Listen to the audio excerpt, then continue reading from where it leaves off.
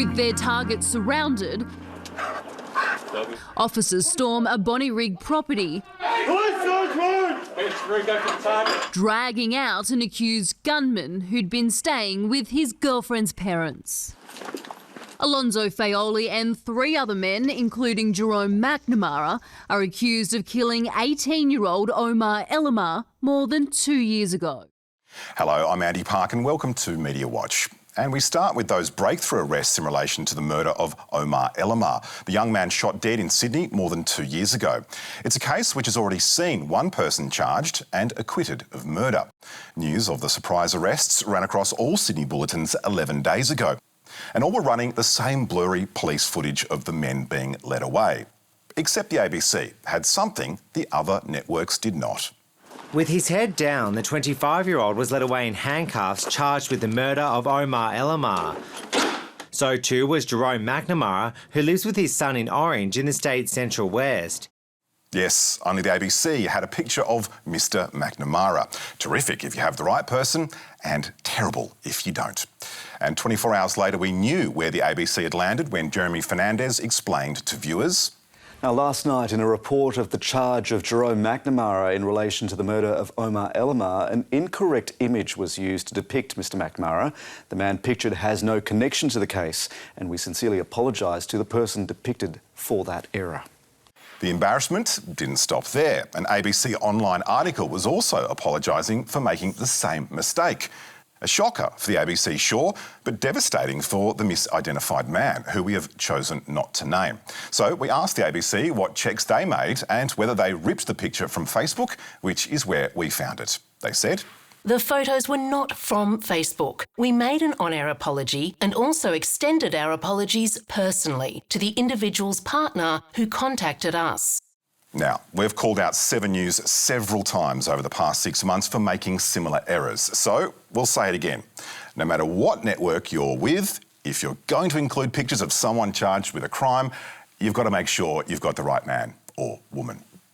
But now to Western Australia, where fears of a schoolyard massacre is causing panic amongst parents and students, as Sunrise reported last week. A West Australian boy has been accused of filming himself loading a gun and making threats to harm his fellow students. It's a terrifying story, and it first kicked off with this front page in the West Australian.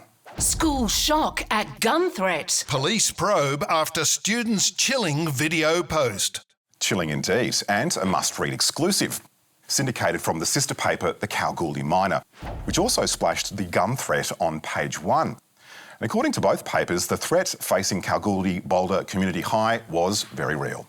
A high school student has allegedly posted a chilling video of himself loading a gun while making threats to harm other pupils. It is understood the distressing social media post on Snapchat came after a schoolyard dispute involving his girlfriend. All this, as the papers told us, in the wake of America's latest school massacre, which left 19 students and 2 teachers dead. And if readers weren't worried enough, the West Australian then illustrated its story inside with a large picture of the Texan gunman. Alarming? It most certainly was, with News Corp mastheads also hot on the story, and so too the Daily Mail. High school student posts chilling video of himself loading a gun and threatening to shoot classmates in Australia. In Perth, the scary news was leading commercial radio bulletins and sparking politicians into action, with Premier Mark McGowan taking the opportunity to push for tougher gun laws. Obviously, there's very heightened concerns about firearms in light of what's occurred in America. And no matter what happens, we never, never, never want to head down the road that America has. We certainly don't. But was this alarming media coverage warranted? And were students at the Kalgoorlie school at risk of an American-style schoolyard massacre, as the paper made out? We believe the answer is no and no, because as soon as the story took off, the facts were unravelling. Or as Kalgoorlie's top cop told the local Triple M breakfast show, "There was absolutely no threat to any students or any of the schools at all. The story sort of got a bit mixed up. Okay. The articles in the print isn't totally accurate either. So at the end of the day, there wasn't anything in it whatsoever." And what's more, according to police, they had thoroughly investigated the matter a week earlier and found that there was no threat, information that was provided to the paper prior to publishing the article, a critical detail that was not reflected in the initial story. And what about the gun? Was that real? Not according to WA Education Minister Sue Ellery, who told the media. That story was, I'd have to say, a bit exaggerated. There is no substance to the allegation that there was a gun or threats to use a gun against students at the school. There's been an investigation into whether the student at the centre of the allegations has access to a gun, and the police have found no evidence of that. We understand the gun was a replica, and by that evening, Seven's Kalgoorlie News Bulletin was backtracking on the story. Police say concerns over a gun threat at a Goldfield school came about after children posted messages online reacting to unsubstantiated rumours. Unsubstantiated rumours, or should we call that schoolyard gossip in online comments? That local GWN7 story also reported the so-called threatening video was just 4 seconds in length, and the student in it had said precisely nothing. Nor had journalists seen the actual Snapchat video, only screenshots and messages reacting to it. As Kalgoorlie Minor reporter Amber Lilly, who broke the story, revealed, that threat has come from a student hearing it from another student and has put that on Snapchat, which has then caused the panic. Actually, Amber, we reckon your story caused most of the panic, based on a second-hand account of a video that no one seems to have a copy of. So was that enough to kill the story? Well, no, because the next day, the local paper hit back with another exclusive. Pick that led to panic. Latest on high school gun incident. The latest being the paper now had an alarming image from the brief video with the boy holding the so-called gun, making no threats but apparently listening to rap music. Plus another social media post from another student claiming the boy would mount a school shoot-up, which got an even more sensational splash in the Metro masthead. Locked and loaded. Disturbing image of teen with pistol as pupil warns he is gonna shoot the kids. Amazing. So, did the stories cause upset in the community? You bet. Some parents pull their kids out of class the next day. Staff were put under significant stress, not to mention the child at the centre of it. Principal John Atwell wrote to parents assuring them their kids were safe, branding the stories grossly inaccurate. Atwell told MediaWatch, a 12-year-old child who was already facing a number of challenges in his life was unfairly thrust into the media spotlight and accused of threatening the school community, which he did not do. The implications of this have been huge for the entire school community, which was unnecessarily alarmed by the reporting of an incident that police had confirmed posed no threat. The West Australian Education Department, meanwhile, has formally complained to the papers. So what do they say in response? We asked the reporter and the editors why they failed to tell readers the gun was not real and whether they took responsibility for the panic in the community.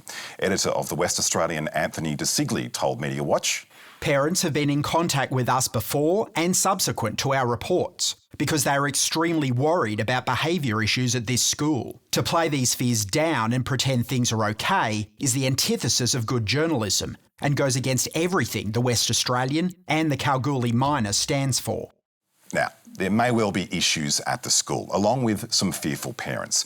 But those front page stories went far further than that by suggesting there was a real threat of a schoolyard massacre based on a couple of video screenshots, unsubstantiated online rumours and a replica gun. Surely we can expect better sources than that before we panic the community with terrifying stories about a possible schoolyard massacre.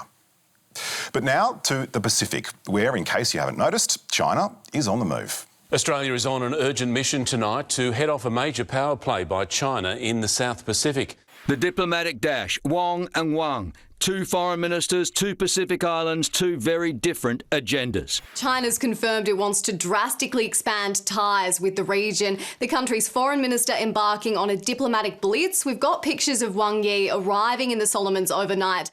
Yes, a diplomatic tour de force by China's Foreign Minister Wang Yi, 8 Pacific nations in 10 days.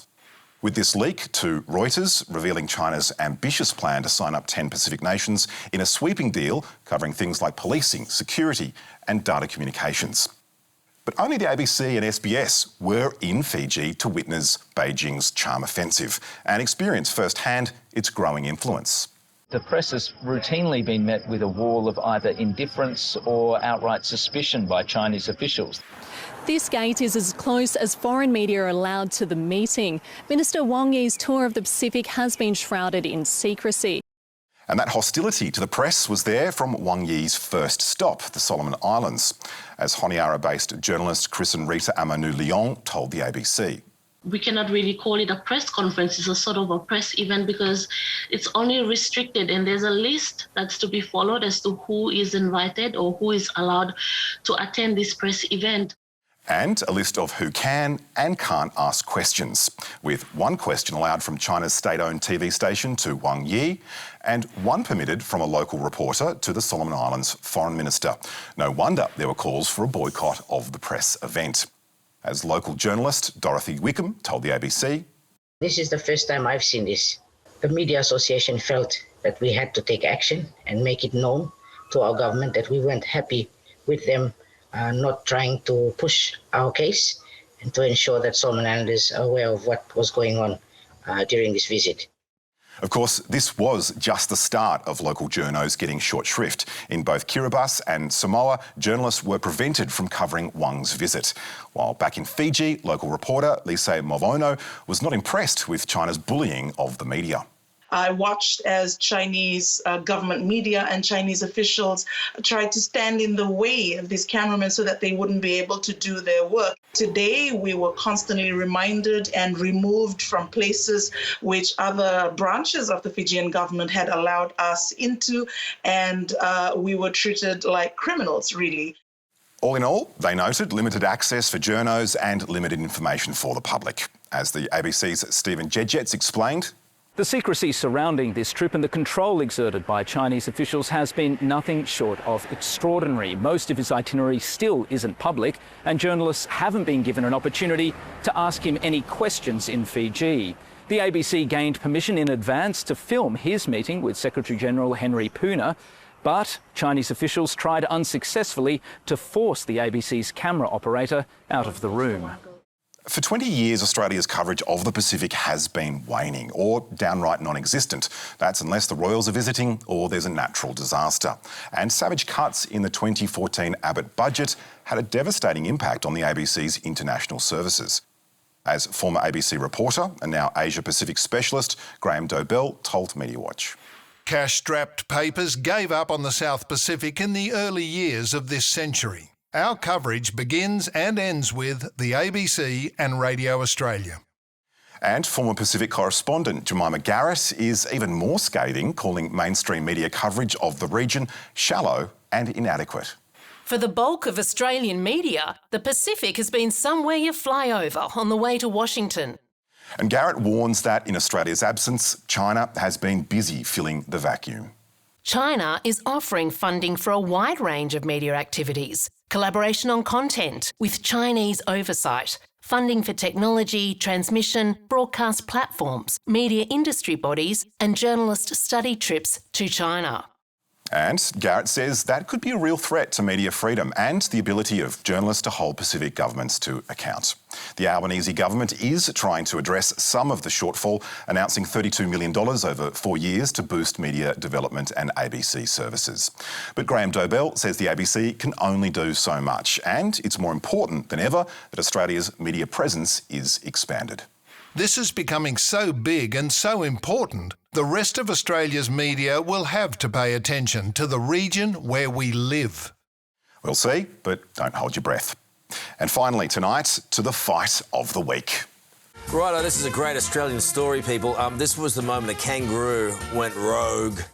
Is there anything more suited to morning TV than a ding-dong involving a boxing kangaroo? With 9 News jumping on the action the day before.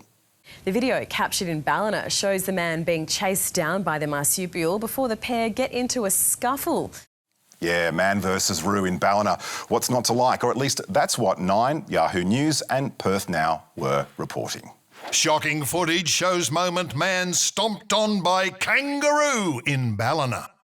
Not surprisingly, reporters from 7 and 9 were on the hop the next day to track down the Roo wrestler himself. So it was a 6-foot buck. Yeah, he's just in an aggressive mood. Gouged me on the top of the head. He bit me finger.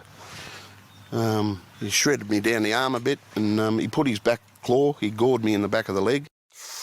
Ouch. But where did this title fight take place? And was it in Ballina, New South Wales? Well, no. Both reporters were 1,500 kilometres away in Heathcote, Victoria, which is where Cliff lives. So why was Ballina ever in the mix? Well, leading the pack on this story was the Daily Mail, which reported the footage was uploaded to a Ballina, New South Wales community Instagram page. But, as everyone surely knows, uploaded to is not the same as happened in. So, end of confusion? Well, no, with Nine's Today Show claiming a live exclusive with the Roo wrestler himself. And where was he joining them from? The man at the centre of that, Cliff Des from Ballina in New South Wales, joins us now. He's live. The great Australian. And alive. And not in Ballina, but in Heathcote. Maybe Cliff was too polite to correct them. So in the scheme of things, does it really matter? Well, as we showed at the top of the show, accurately reporting names and identities and locations surely does. If the media can't get the simple stuff right, well, how can the public be confident about the rest? And as to the Today Show exclusive with Cliff, well, Nine's regional affiliate, Win News Victoria, had the story 1 week earlier, including an interview with Cliff himself.